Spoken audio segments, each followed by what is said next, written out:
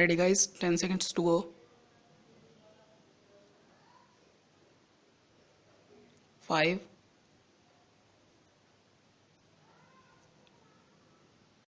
Sir, I am thankful to the members for the kind words they have said and references that they have made to the Railway Ministry and to the Railway Board. It will not be possible for me to reply to all the points that have been raised here, but I will take the broader questions and try to meet them. The budget has been appreciated that financially it is a sound budget. It has been suggested from certain quarters that the surpluses could be increased if more economy is effected in certain items of expenditure. I have been trying and the Railway Board too to see whether we could further economize in the various sectors of the running of the railway, and we will continue to do that. It has been appreciated by the whole House that the importance of the transport capacity of the country cannot be overemphasized.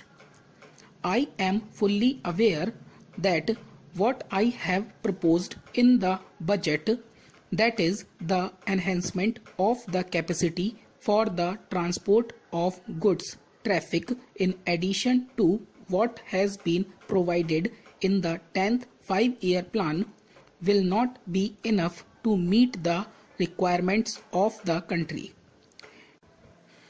It is not that we are not aware of that, but we have at the present moment to try to increase the capacity only according to the resources that may be available to us. And when I speak of the resources, I do not mean only monetary resources, but I mean also the material resources. As I have said, I am not going into details. Of course, it is a very relevant point that has been raised by Dr. Kunjru, but I am not going into all those details. All that I say is that even this enhanced capacity will not be sufficient, and the railways will not be in a position to meet all the requirements of the country in the matter of transportation of goods traffic. And I was saying that when we were thinking of resources, we had to keep in view not only the monetary resources but the material resources also. We have never made it a secret that we are in a very tight corner as regards steel, cement and timber. My honorable friend Dr. Kunjru asked what we were going to do about that, and some honorable members asked whether we cannot think of alternative materials. As the House is perhaps aware, we are sending a steel mission to Europe and other countries to try whether we can secure rails, sleepers and other steel materials in larger quantities. We are also trying to use more and more wooden sleepers in place of steel sleepers. But there is shortage of wooden sleepers also. Then we are thinking of using concrete sleepers in some of our yards. So we are always trying to replace the materials that are in short supply by the materials which may be in somewhat easier position. But what I want to emphasize is this, that taking into account all the developments in the country, we are quite conscious of the fact that even this increased capacity for transportation of goods traffic will not be sufficient to meet the requirements of the country. Of course, we are concentrating on the important basic materials like coal, iron and steel, cement and food grains.